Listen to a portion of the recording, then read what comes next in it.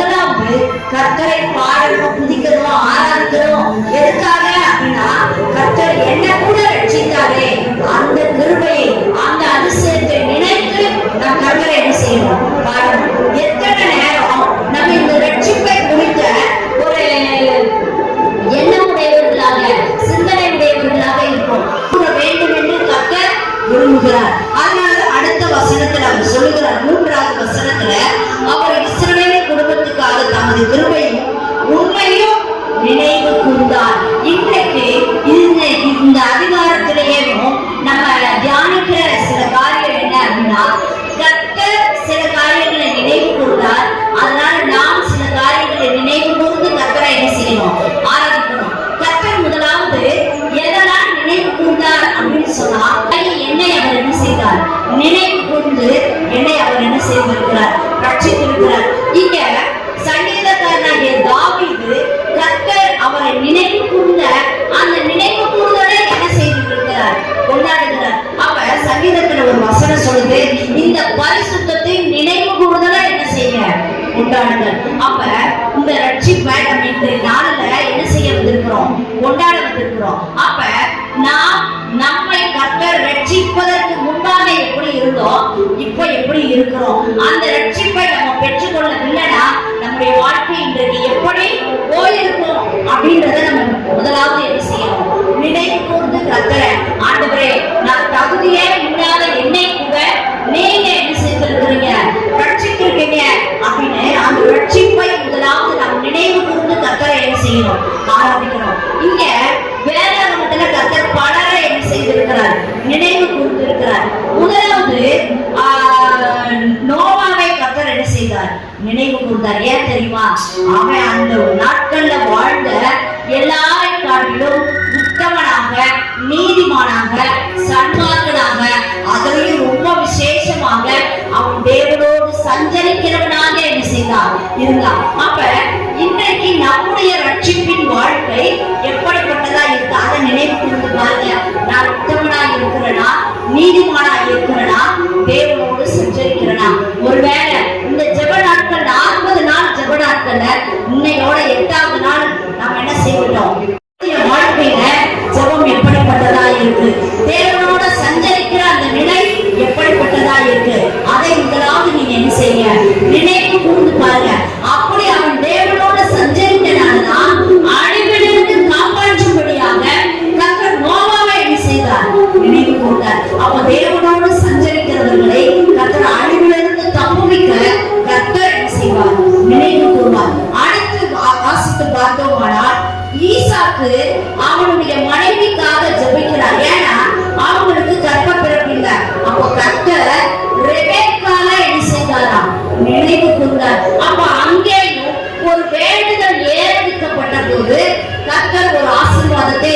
செய்கிறார், கட்டளை இடுகிறார். இன்றைக்கு நம்முடைய ரட்சிப்பின் வாழ்க்கையில எந்த ஒரு ஆசீர்வாதம் உங்கள் வாழ்க்கையில் தடைப்பட்டு இருக்கிறதோ அதற்காக நீங்க வேண்டுதல் செய்யும் போது கர்த்தர் உங்களை நினைத்தருமே உங்களுக்கு அந்த ஆசீர்வாதத்தை கண்டிப்பாக நிச்சயமாக தர அவர் வல்லமையுள்ள தேவனாக இருக்கிறார். ஒருவேளை இந்த 8 நாள் நம்ம ஜெபம் வராம இருக்கலாம், ஜெபிக்காம இருக்கலாம், மீத இன்னும் நாட்கள் உண்டு. இந்த நாட்கள்ல உங்களுடைய ஆசீர்வாதத்திற்காக விடாக்குறியாக தேவனை பிடித்துக் கொள்ளுங்க. ஈசாக்கை போல ஆண்டவரே எனக்கு இந்த ஆசீர்வாதத்தை என்ன செய்யுங்க தாங்கன ஆண்டவர்கிட்ட கேட்டீங்கன்னா கர்த்தர் ஈசாக்கை ரெபெக்காவை மாத்திரமல்ல இன்றைக்கு ஆராதனைக்கு வந்திருக்கிற நம்மையும் கர்த்தர் நினைத்தருளி நம்மை ஆசீர்வதிக்க அவர் உண்மையுள்ள தேவனாக இருக்கிறார்.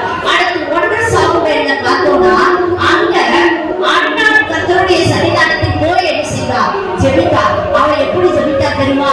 தன்னுடைய இருதயத்தை முழுவதும் தேவ சன்னிதானத்தில் ஊற்றி ஜெபித்தா.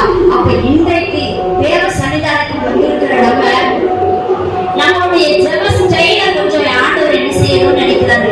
இந்த ஜெப நாட்கள மாற்ற வேண்டும் என்று விரும்புகிறார். ஒரு உடைக்கப்படாத நிலையில நம்ம பெற்றுக்கொள்கிறோம். ஆனா அந்த ஜெபத்தின் மூலம் பெற்றுக்கொண்டோம்னா அந்த ஆசீர்வாதத்துல என்ன உண்டு?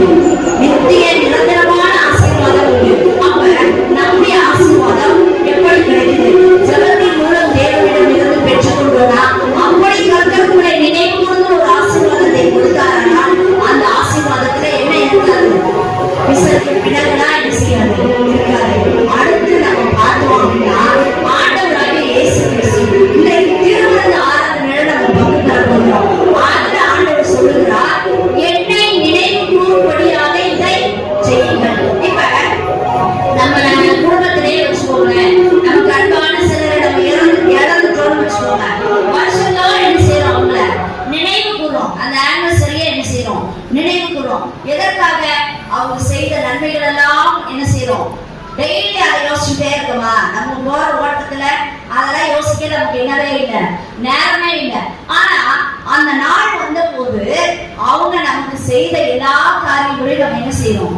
நினைவு கூர்ந்து அதெல்லாம் நமக்கு பண்ணாங்கல்ல, அப்ப அதுக்கு நம்ம ஏதாவது ஒண்ணு இந்த நாளிலாவது என்ன செய்யணும்? செய்யணும்னு நினைக்கிறோம். அப்ப இன்றைக்கு திருவிருந்து ஆராதனை என்பது கர்த்தர் நமக்கு செய்த நன்மைகள் எல்லாம், அவர் நமக்காக சிலுவையில் பட்ட பாடுகளை தியாகங்களை நினைவு கூர்ந்தோமானால் அந்த நினைவு கூறுதலின் வழியாக கர்த்தர் நமக்கு கல்வாரியில் அவர் சம்பாதித்த ஆசீர்வாதங்களை கர்த்தர் நமக்கு தர அவர் வல்லமையுள்ள தேவனாய் இருக்கிறார். இன்றைக்கு இந்த காரியங்களை இந்த நினைவு கூறுதலை நான் சிந்தித்துக் கொண்டிருந்த போது கர்த்தர் எனக்கு சொன்ன ஒரு காரியம் என்ன தெரியுமா?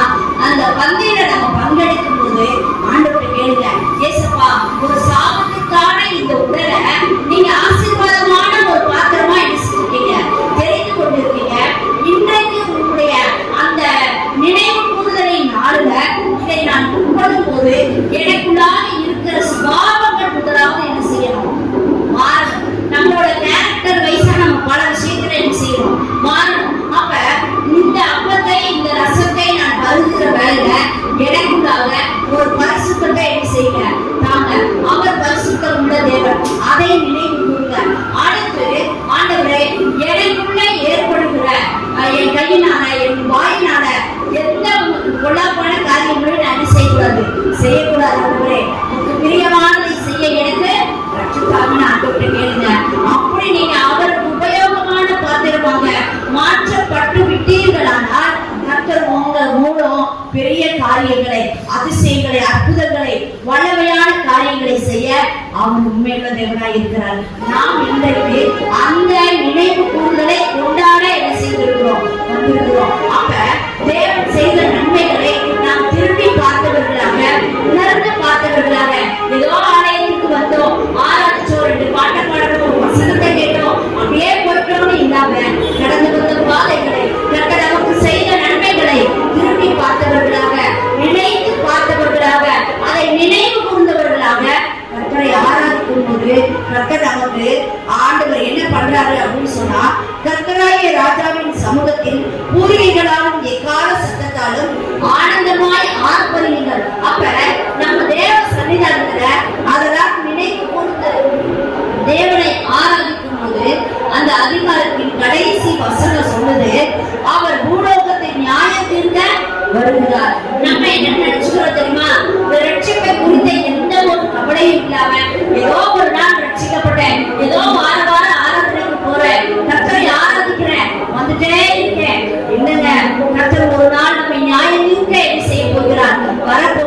முடியும்.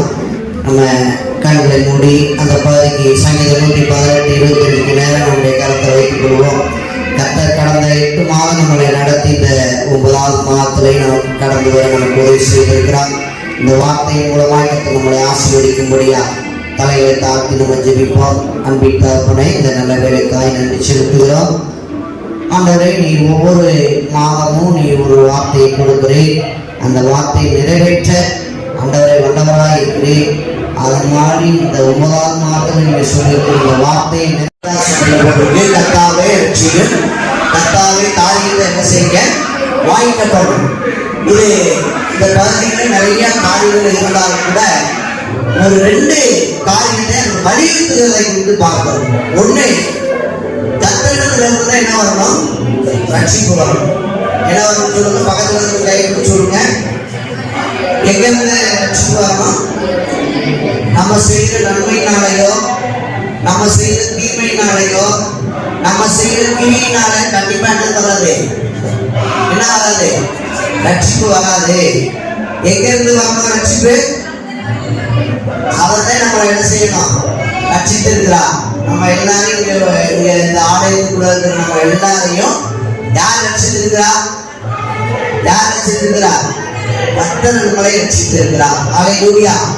அதத்தான் அங்கே ஒரு இடத்துல சங்கீதக்காரன் சொல்லும்போது சொல்றாரு. சங்கீதம் 3ஆம் சங்கீதம் 8வது வசனத்தை வாசிக்கிறேன். சங்கீதம் 3ஆம் சங்கீதம் 8வது வசனம். ரட்சிப்பு யாருடையது?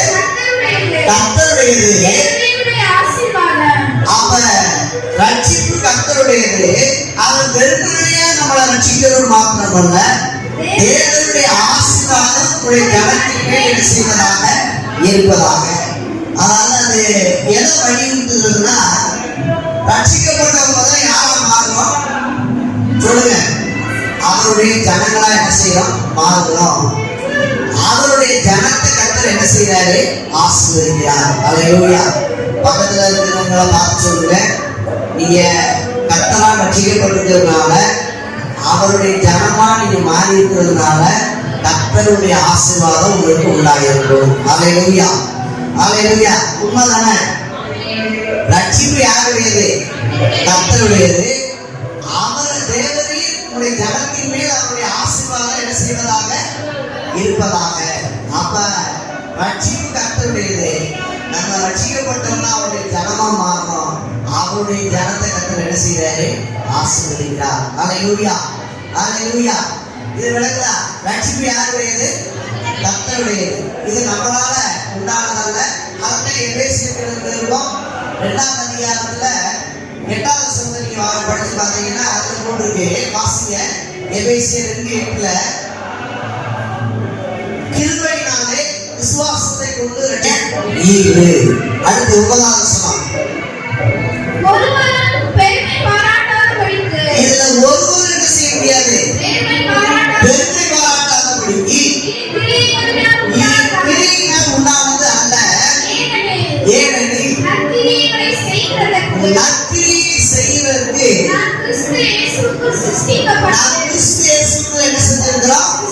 சிருஷ்டிக்கப்பட்ட தேவனுடைய செய்யா இருக்கிறோம். அவைகளில் நாம் நடக்கும்படி அவர் முன்னதாகவே அவைகளை ஆயத்தம் பண்ணி இருக்கிறார். அல்லேலூயா. சொல்றாரு, இது உங்களால் உண்டானதல்ல.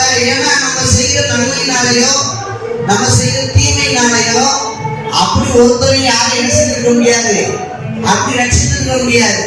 அப்படி நம்ம நன்மை செஞ்செல்லாம் ஜனங்களை ரட்சிக்கப்பட்டு கொண்டு வந்துருக்கணும்னா சபை என்ன செய்யாது? தாங்க. இன்னைக்கு இதை மாதிரி 2 சபை என்ன செஞ்சிருக்கணும்? நம்ம கட்டியிருக்கணும். நன்மை பெற்று அவங்க ஆண்டுகள் உண்மையாகவே ஒரு மனுஷனை ரட்சித்தாருன்னா கண்டிப்பா என்ன செய்வாங்க? அவங்க ஆலயத்துக்கு வருவாங்க. அதுதான் இது மனுஷனுடைய கிரியினால் உண்டானதல்ல, இது தேவனுடைய ஈவு. அப்படிப்பட்டவங்களுக்கு யாரும் சொல்லணுன்ற அவசியமே கிடையாது. ஆட்டோமேட்டிக்கா என்ன செஞ்சுருவாங்க? இப்ப நம்ம இருக்கிறவங்கெல்லாம் நம்ம யாரும் சொல்லி என்ன செய்யல, வரல. ஆண்டவர் என்னை என்ன செஞ்சிருக்கிறார்? ரட்சித்திருக்கிறார். அல்லேலூயா. பக்கத்துல பையனுக்கு சொல்லுங்க, ஆண்டவர் என்னை என்ன செஞ்சிருக்கிறார்? ரட்சித்திருக்கிறார். என்னை அழைத்திருக்கிறார். என்னை முன்குறித்திருக்கிறார்.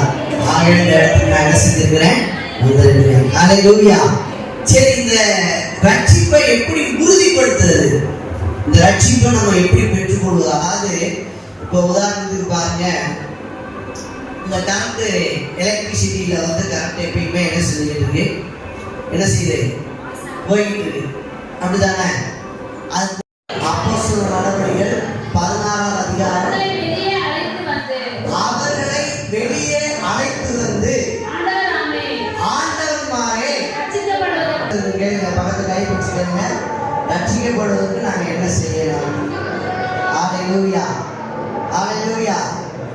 அவருடைய நாமத்தை அறிந்து கொள்ளணும். ஹல்லேலூயா. ரட்சிக்கப்படுவதற்கு இயேசுவுடைய நாமமே அல்லாமல் இந்த பூமியில வேறொரு நாமம் கட்டளையிடப்படவில்லை. ஹல்லேலூயா. அப்போஸ்தலர் நடவடிக்கைகள் 4ஆம் அதிகாரம் 12ஆம் வசனத்துல அதுக்கு பதில் இருக்கு. வானத்திலும் சரி அவராலே அன்றி, அவராலே யாரு? பாஸ்டரையா, மெசியாவையா, யாரால? இயேசுவாலே அன்றி வேறொருவராலும் ரட்சிப்பு இல்லை. நாம் ரட்சிக்கப்படும்படி வானத்தின் கீழே மனுஷருக்குள்ளே அவருடைய நாமமே அல்லாமல் வேறொரு நாமம் என்ன செய்யப்படல, கட்டளையிடப்படவில்லை. அவருடைய நாமத்தினால நம்ம எதை கேட்டாலும், அவருடைய நாமத்தினால நம்ம எதை செஞ்சாலும் அங்க ரட்சிப்பு உண்டு. ஹல்லேலூயா. இயேசு அப்படின்னாலே என்ன அர்த்தம்னா ரட்சகர். ஹல்லேலூயா. ரட்சிப்புனாலே என்னது? முதல் விடுதலை. ஹல்லேலூயா, ஹல்லேலூயா. மத்தேயு சுவிசேஷம் 1ஆம் அதிகாரம் 21ஆம் வசனத்தை வாசிங்க. மத்தேயு 1ஆம் அதிகாரம் 21ஆம் வசனம். அவர் ஒரு குமாரனை பெறுவார், அவர் தமது ஜனத்தின் பாவங்களை நீக்கி அவர்களை ரட்சிக்கிறவா. சொல்லுங்க வாய்ப்பு, நான் பேசுறது கேட்குதா? எனக்கு மேல குழாயில சத்தம் போட்டுதான் கேட்குது, நீங்க பேசுறது கேட்க மாட்டேன். இயேசுனா என்ன செய்யறவ? இயேசுனா என்ன செய்யறவ? ரட்சிக்கிறவ. ஹல்லேலூயா. அப்ப அவருடைய நாமமே அல்லாமல் இந்த பூமியில வானத்திற்கு மனுஷருக்குள்ள வேறொரு நாமம் என்ன செய்யப்படல, கட்டளையிடப்படல. அப்ப ரட்சிக்கப்படணும்னா இயேசு அப்படின்னு சொன்னோம்னா என்ன செய்யணும்? முதல் கேட்டீங்க, பக்கத்துல இருக்க ரட்சிக்கப்படுவதற்கு நாங்க என்ன செய்யணும் கேட்டீங்கல்ல. அப்ப இயேசு அப்படின்னு சொன்னோம்னா நம்ம என்ன செய்வோம்? ரட்சிக்கப்படுகிறோம். இயேசு யாரெல்லாம் சொல்லிருக்கீங்க? இயேசு, இயேசு என்னை ரட்சித்திருக்கிறார், என் பாவத்தை மன்னித்திருக்கிறார். ஹல்லேலூயா.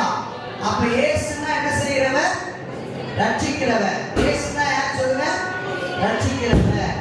ரெண்டாவது, எப்படி நம்ம ரட்சிக்கப்பட முடியும்? ரெண்டாவது காரியம், ரட்சிக்கப்பட நாங்க என்ன செய்யணும் அப்படின்னு சொல்லணும்ல. ரெண்டாவது நம்ம என்ன செய்யணும்னா அப்போஸ்தலர் நடவடிக்கைகள் அந்த 16 அந்த 30 நீங்க வாசி பாத்தீங்கன்னா போட்டிருக்கு. அவர் அவர்களை அழைத்து வெளியே கேட்கிறாங்க, ஆண்டவர்மாரே நாங்க ரட்சிக்கணுமே எடுத்துக்கணும். நம்பிக்கையோடு என்ன செஞ்சான்? விசுவாசித்தான். அவன் விசுவாசத்தில் பலவீனமாய் இருக்கவில்லை. அவன் ஏறக்குறை 100 வயதுள்ளவனாய் தன் சரீரம் செத்து போனது. ஆதாமை கர்ப்பம் செத்து போனதும் என்னாது? அதை குறித்து மைண்ட்ல என்ன செஞ்சுக்கல? நமக்கு ஒரு மைண்ட் ஓடு பார்த்துக்கிட்டே இருக்கீங்களா? நம்மளாம் ஜோமன்னா நம்ம சொல்லி இந்த ரட்சிக்கப்படுவாங்களோ ஆண்டவர் யாரை கொண்டினாலும் பயன்படுத்துவார். ஹல்லேலூயா, ஹல்லேலூயா. பாருங்க, 100 வயசுல அவனுக்கு அந்த எண்ணமே வராதபடிக்கு ஆண்டவர் அதை இன்னாதபடிக்கு அவன் என்ன செஞ்சானா? அடுத்த வசனம் தேவனுடைய வாக்குத்தத்தத்தை குறித்து அவிசுவாசமாய் சந்தேகப்படாமல் தேவன் வாக்குத்தத்தம் பண்ணினதை நிறைவேற்ற வல்லவராய் இருக்கிறார். அவர் எப்படி இருக்கிறாரு? வல்லவராய் இருக்கிறார். எப்படி இருக்கிறாரு? அவர் அன்றைக்கு மாத்திரமல்ல, இன்னைக்கு எப்படி இருக்கிறாரு? வல்லவராய் இருக்கிறார். ஹல்லேலூயா. நீங்க எதையெல்லாம் எங்க அப்பாலாம் ரட்சிக்கப்பட மாட்டாங்க, பெரிய எவரா இருந்தால் ரட்சிக்கப்படுவதற்கு அவருடைய கை என்ன செய்யல, குறியில் போகல. ரட்சிப்பு யாருடையது? கர்த்தருடையது. நம்ம செய்ய வேண்டியது செஞ்சோம்னா அவர் நிச்சயமா என்ன செய்வார்? அவருடைய காரியத்தை செய்வார். ஏன்னா ஏசாயாவில் 59:1 போட்டு ரட்சிக்க கூடாத திருப்பி அவருடைய கை என்ன செய்யல, குறியில் போகல. கேட்க கூடாத திருப்பி அவருடைய சரி என்ன செய்யல, பக்கமாக இல்லை. ஒவ்வொரு நாளும் கதவுல ரட்சித்து கொண்டே இருக்கிறார். 22வது வசனத்துல வாசிங்க. ரோமர் 4:22 வாசிங்க. நமக்காக எழுதப்பட்டிருக்கு. ஹல்லேலூயா. நீங்க எதையெல்லாம் விசுவாசிக்கிறீங்களோ அதையெல்லாம் ஆண்டவர் நமக்கு சுகப்படுத்துகிற தேவன், அதையெல்லாம் நமக்கு செய்கிற தேவன். என்னால இந்த கடனை அடைக்க முடியும், என்னால இந்த மனுஷனை சுகப்படுத்த முடியும், என்னால இந்த காரியத்துல மேற்கொள்ள முடியும் சொல்லி நம்ம எதெல்லாம் விசுவாசிக்கிறோமோ அதையெல்லாம் ஆண்டவர் நமக்கு நீதியாய் வைத்திருக்கிற தேவன். ஹல்லேலூயா. அவனுக்கு அன்னைக்கு ஒரு குழந்தை தேவை, அதான் ஆண்டவர் நமக்கு கட்டளையிட்டார். இன்னைக்கு நமக்கு கடன் காலம் தீரணும், கர்த்தர் அதை நீக்குவார். நமக்கு இன்னைக்கு ஒரு காரியம் நீக்கணும், நம்ம வியாதி நீக்கணும், எதையெல்லாம் நீங்க விசுவாசிக்கிறீங்களோ அதையெல்லாம் ஆண்டவர் நமக்கு தருகிறது. ஹல்லேலூயா, ஹல்லேலூயா. ஆனா நம்ம என்ன செய்யணும்னா அந்த அவிசுவாசத்தை நமக்குள்ள என்ன செய்யுது, இன்னைக்கு நமக்கு அது போக மாட்டேங்குது. அந்த அவிசுவாசம் இருந்தாலே நம்ம எதையுமே ஆண்டவர் என்ன செய்ய முடியாது, நம்ம பெற்றுக்கொள்ள முடியாது. யாக்கோபு நிருபத்துல அந்த 1ஆம் அதிகாரத்தில் 8ஆம் வசனத்துல போட்டு, இரு மனம் உள்ளவன் தன் வழியிலெல்லாம் எப்படி இருக்கிறான், நிலையற்றவனாக இருக்கிறான். அதுக்கு அடுத்த வசனம் வாசிங்க.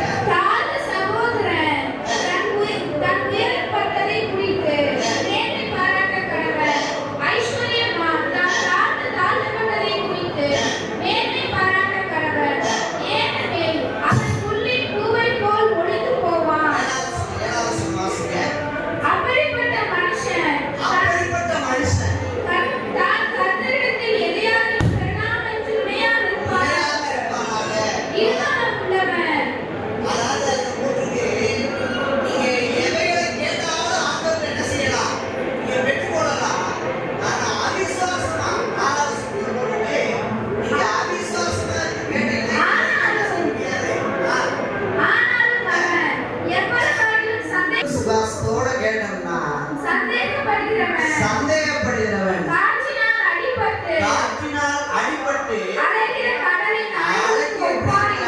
ஒப்பாகிறான்.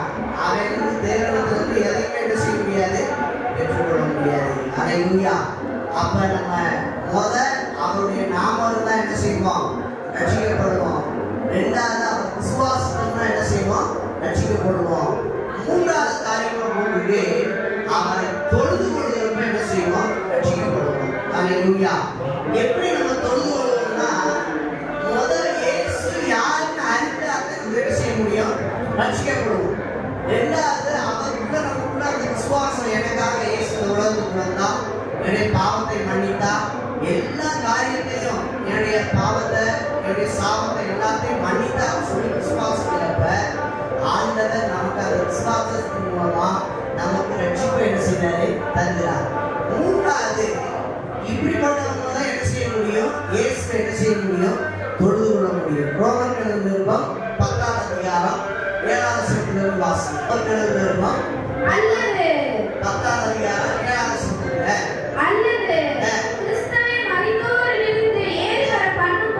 அப்ப இயேசுடைய நாமத்தினால நமக்கு ரட்சிப்பு உண்டாகுது. ரெண்டாவது அவரை விசுவாசிக்கிறவங்க உண்டாகுது, ரட்சிப்பு உண்டாகுது. அப்படியே நீங்க கீழே படித்து பார்த்துருந்தீங்கன்னா அவரை தொழுது கொள்வதற்கு என்ன உண்டாகுது, ரட்சிப்பு உண்டாகுது. ஹல்லேலூயா.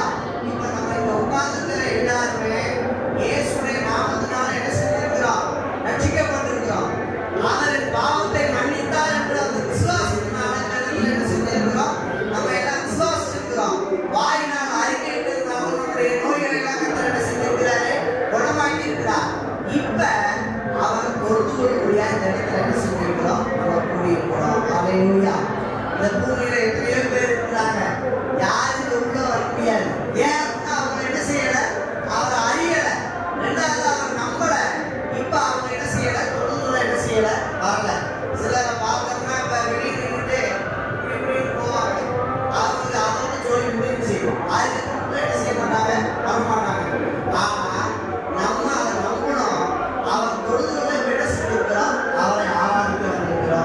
ஹalleluya.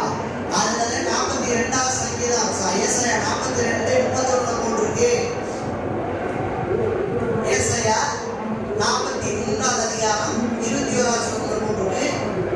இந்த ஜனத்தை எனக்கென்று தெரிந்து கொண்டேன், இந்த ஜனத்தை எனக்கென்று ஏற்படுத்தினேன், இந்த ஜனத்தை எனக்கென்று ஏற்படுத்தினேன், இவர்கள் என் துதியை சொல்லி வருவார்கள். இப்ப நம்ம எல்லாம் யார் துதியை சொல்லி வருவோம்? ஹalleluya.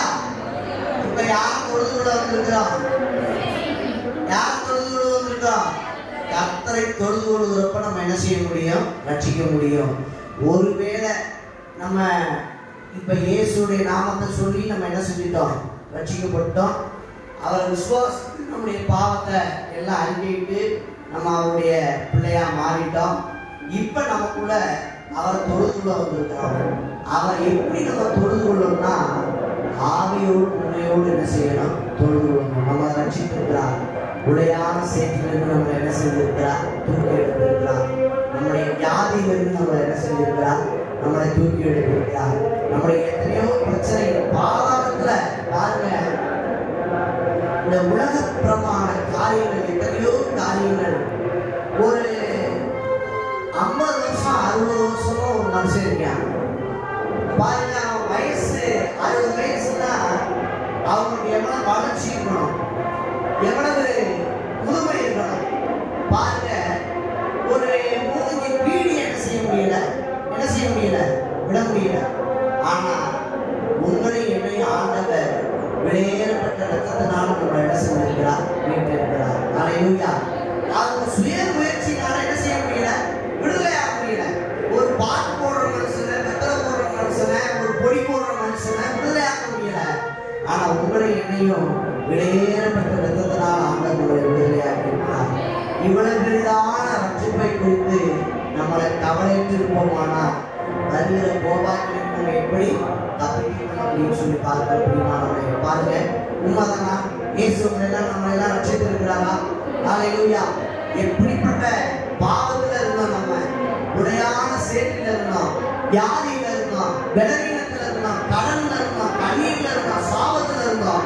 எல்லாத்துல இருந்து ஆண்டவர் நம்மளை விடுதலையாக்கியிருக்கிறார். ஹalleluya, ஹalleluya. அப்படிப்பட்டவங்களை தான் ஆண்டவர் சொல்றாரு, இந்த வீட்டுக்கு என்ன வந்தது? ரட்சிப்பு வந்தது. அதை சகை ஏதோ ஆசீர்வாதம் இல்லாம ஆண்டவர் போனா கொஞ்சம் பணம் கிடைச்சிரும், இல்லைன்னா நம்ம வசதியாயிரும் அப்படின்னா வரல. அவன் பணத்துக்கும் அவனுடைய தலைமைத்துவத்துக்கும் குறை கிடையாது. அவனை நூற்றாண்டு சுவிசேஷம் 19ஆம் அதிகாரத்துல முதல் சொல்றான், அறிமுகமானதே அவர் எரிகோவில் பிரவேசித்து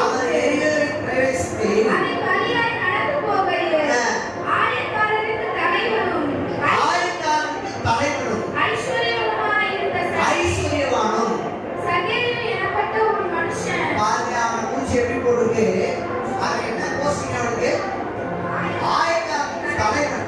அவன் சும்மா உட்கார்ந்துக்கல, அவன் ஒரு தலைவர் போஸ்டிங்ல இருந்திருக்கிறா. சும்மா அவன் ஏதோ சம்பளம் வாங்கிட்டு இருக்கிறான்ல, ஐஸ்வர்யவானா இருந்திருக்கிறான். ஹalleluya. அவனுக்கு அப்ப பதவிக்கு குறை இல்லை, பணத்துக்கு என்ன குறை இல்லை, குறை இல்லை. அப்ப இயேசுட்ட எதுக்காக அந்த ரட்சிப்பை அவன் பார்க்க வந்தேன் அப்படின்னா, உண்மையான ரட்சிப்பு அவனுடைய உள்ளத்துல இல்லை. ஹalleluya. என்னைக்கு இயேசு வந்தாரோ அன்னைக்கு அவனுக்கு ரட்சிப்பு வந்தது. ஹalleluya. நீங்க இன்னைக்கு அறிக்கையிடுங்க, ஆண்டவர் உண்மையான சமாதானத்தை தருவார். நமக்கு எல்லாம் இருக்கலாம், ஒருவேளை நமக்கு வீடு இருக்கலாம், வசதி இருக்கலாம், வாய்ப்பு இருக்கலாம், பணம் இருக்கலாம், பதவி இருக்கலாம், மக்கள் இருக்கலாம், எல்லாம் இருக்கலாம். ஆனா உண்மையான ரட்சிப்பு எப்ப வரும்னா, ஆண்டவர் நம்ம சொந்த ரட்சிப்பை ஏற்றுக்கொள்வார். ஆண்டவர் நம்ம ரட்சிப்பை தருவது. ஹalleluya, ஹalleluya. உண்மையா சொல்லுவீங்களா?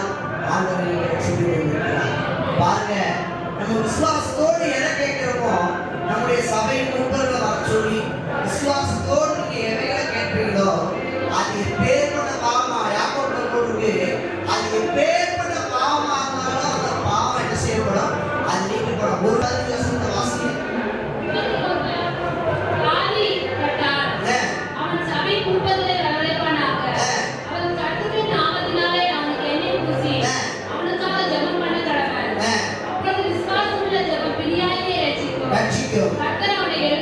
அவனை எழுப்புவார்.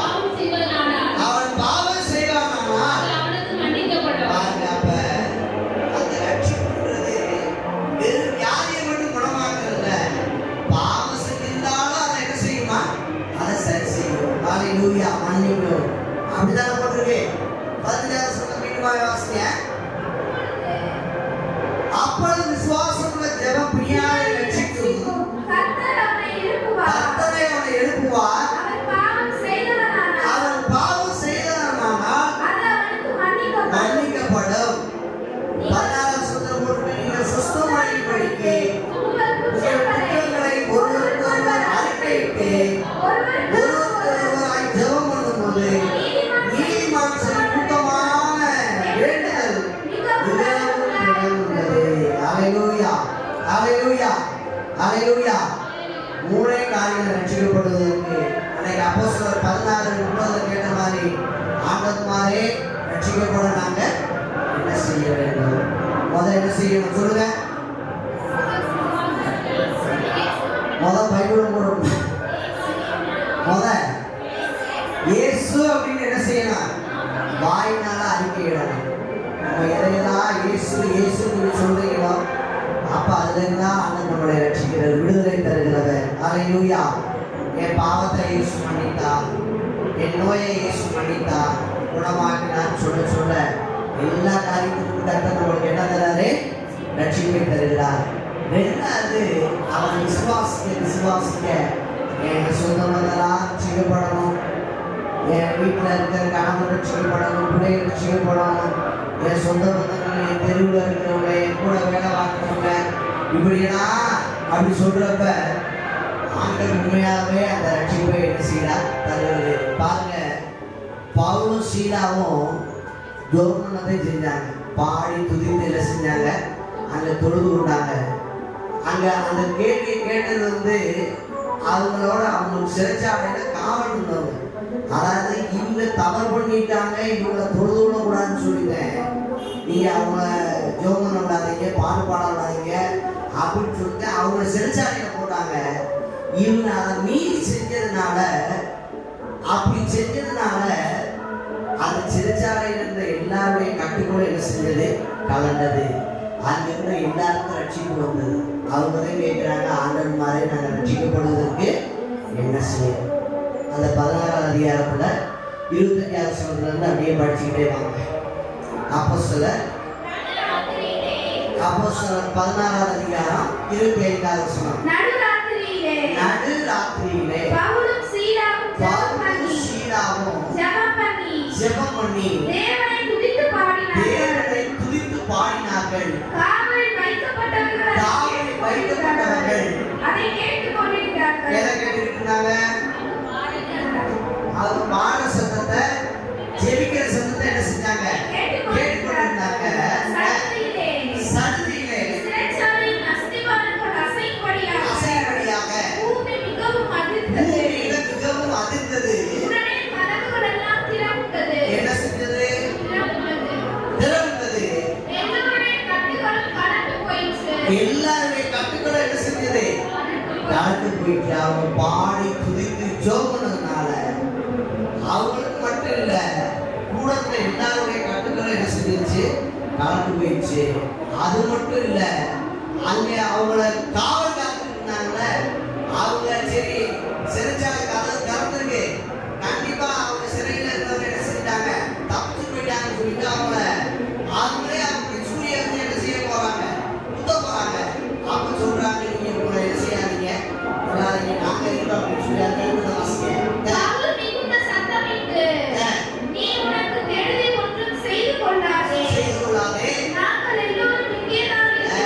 பாருங்க, இதுவே உண்மையான ரட்சிப்பு. அதுக்கு அடுத்து கேட்கிறாங்க,